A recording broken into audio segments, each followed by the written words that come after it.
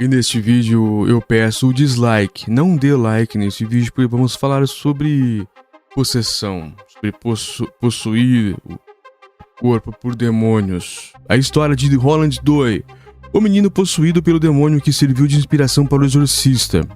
Essa história ela é real e eu acredito bastante, porque já percebi algumas coisas do gênero.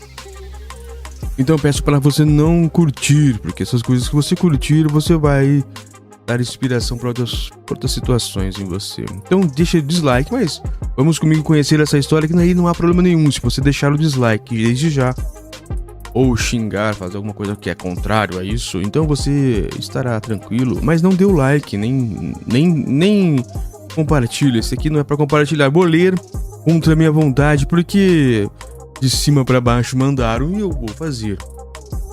Matéria nova da BBC News World sobre Roland Doe. Eu conheço essa história, conheço outras aqui, já participei de algumas situações bem ruins, sei como funciona. E não é uma coisa boa de se falar. Mas vambora, sem nenhum problema, sem nem nada. Vamos lá. A história de Roland Doe, o menino possuído pelo demônio que serviu de inspiração para o exorcista. Se você tem fé pequena, deixa o vídeo. Se você tem pouca fé, deixa o vídeo. Se você não tem nenhuma fé, jamais, já deixe, mesmo que você seja ateu, você vai ter uma experiência ruim. Então vamos lá. Em 1973, o Exorcista virou fenômeno cultural. Muitos não sabem que o romance em que se baseia foi inspirado em acontecimentos reais. Eu sei. Eu já vi acontecer coisas ruins. Rafael Abushaibe, da BBC News Mundo. A 34 minutos do dia 27/12. É bem nova, viu? Por isso que me mandaram aqui pra fazer essa leitura. Eu sou contra, mas como já disse, independente, o demônio nenhum vai me dar dinheiro pra viver. Então vamos lá. No que talvez seja uma das experiências mais extraordinárias desse tipo de história religiosa recente, um garoto de 14 anos em Mount Rainier, um subúrbio a cerca de 15 km de Washington DC, capital dos Estados Unidos, foi libertado por um padre católico após ser possuído pelo diabo.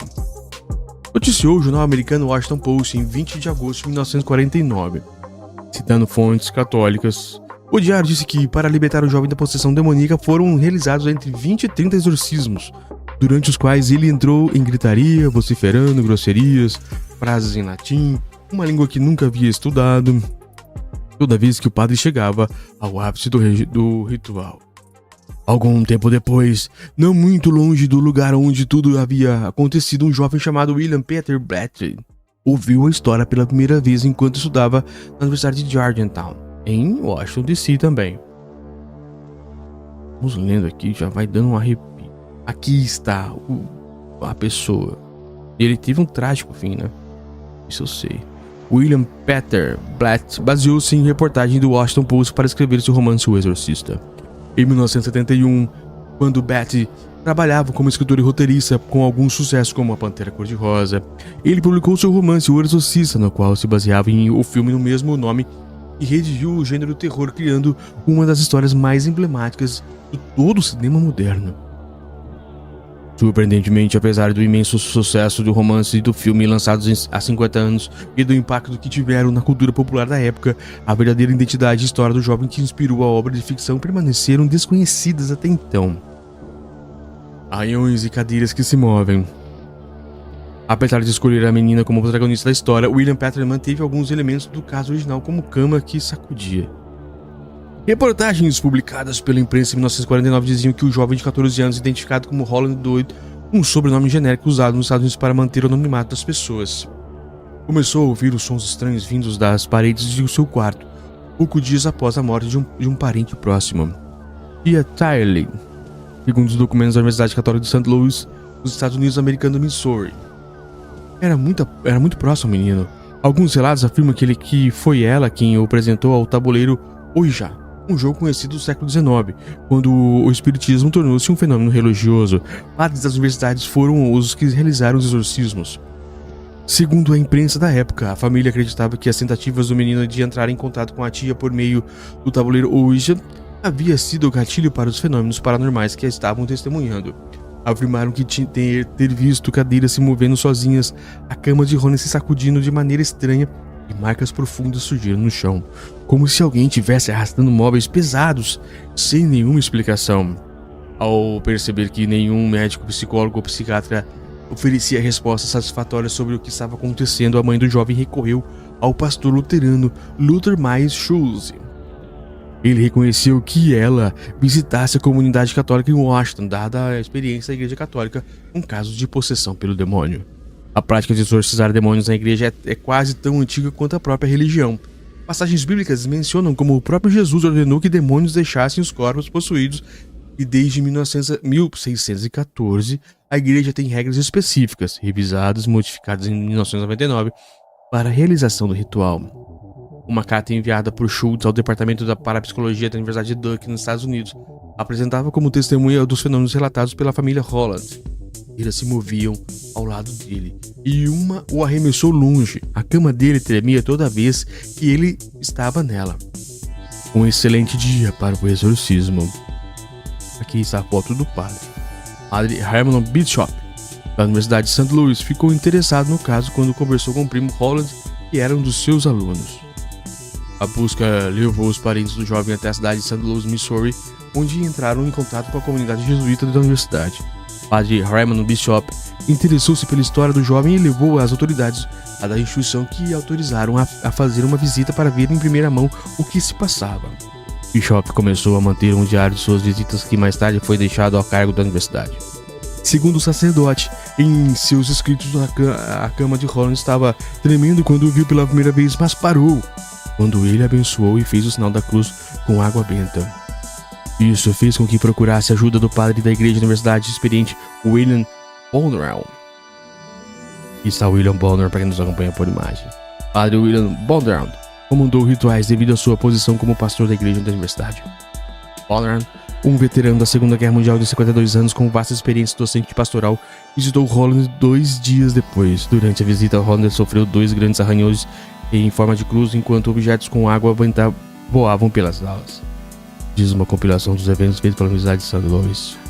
Segundo a Universidade, Bishop e Bonner fizeram um pedido ao arcebispo de St. Louis para realizar um exorcismo que foi aprovado pela autoridade eclesiástica.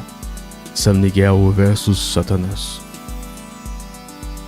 Os diários de Bishop relatam detalhes de quase 2 meses de rituais realizados pelos padres entre março e abril de 1949.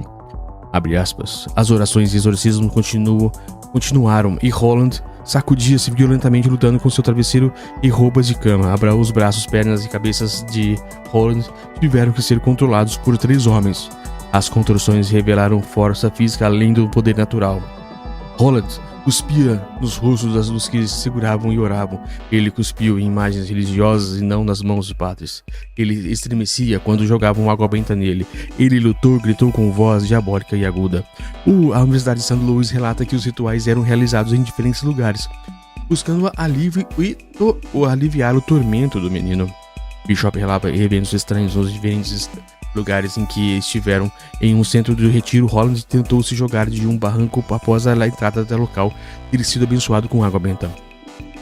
Bishop também conta que no dia da Páscoa, após ter sido transferido para o hospital universitário, Holland acordou enquanto Bonner seguia com o ritual do exorcismo. Em seu diário, ele relata uma conversa entre Brown e Holland que é marcante. Essa tensa mesmo.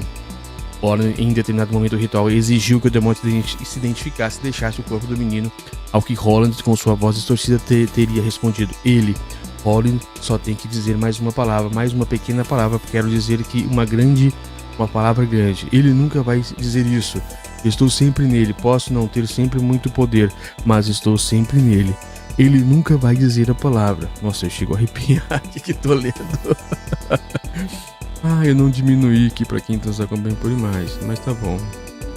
Bishop diz que depois disso, alguns minutos antes da meia-noite, eles ouviram uma voz diferente saindo de Holland dizendo: Satanás, Satanás, eu sou São Miguel e ordeno a você, Satanás, e outros espíritos malignos que deixem o corpo em nome de Dominus.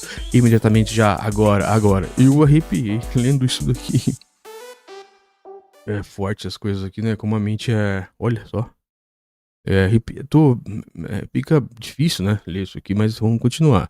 Quando Holland acordou, disse aos sacerdotes que o arcanjo São Miguel havia travado uma grande batalha para salvá-lo e havia vencido. Ele se foi.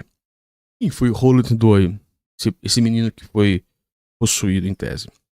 Autoridades da igreja de St. Louis encerraram o caso sem fazer declarações públicas para proteger a identidade de Holland.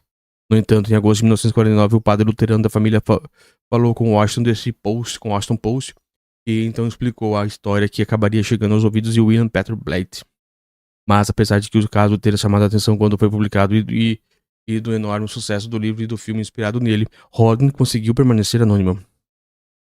Ao longo dos anos, diferentes autores que investigaram o acontecido identificaram Holmes como um homem nascido em 1935 no estado de Maryland e trabalhou como engenheiro aeroespacial para a NASA, a Agência Espacial Americana.